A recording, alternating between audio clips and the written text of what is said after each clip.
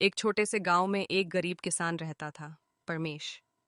वो और उसकी बीवी दिन भर मेहनत करते, लेकिन पेट भर खाना भी मुश्किल से मिलता था।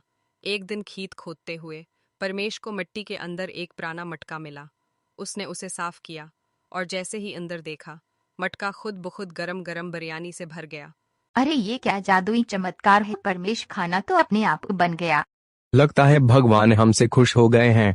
आज से हम भूखे नहीं रहेंगे। उस दिन के बाद दोनों रोज उस बर्तन से बिरयानी निकाल कर खुशी खुशी जीने लगे।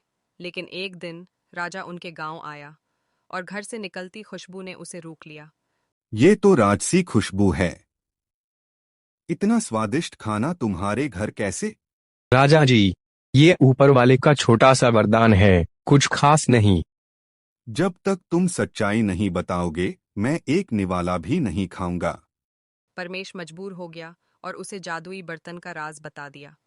ये सुनकर राजा का चेहरा गुस्से से लाल हो गया। तुम जैसे गरीब के पास ये चीज कैसे हो सकती है?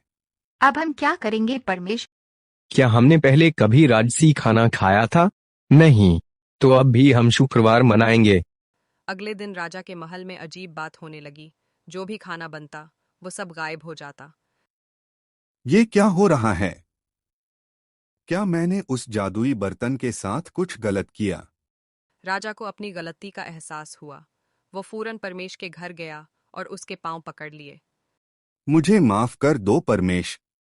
मैंने गुस्से में तुम्हारा बर्तन तोड़ दिया। बदले में मैं तुम्हें एक बड़ी जमीन देता हूँ और रोज आधा खाना मेरे महल से तुम्हारे घर भेजा जाएगा। राजा जी, आपने माफी मांग ली, बस वही मेरे लिए सबसे बड़ा इनाम है। उस दिन के बाद महल का खाना गायब होना बंद हो गया।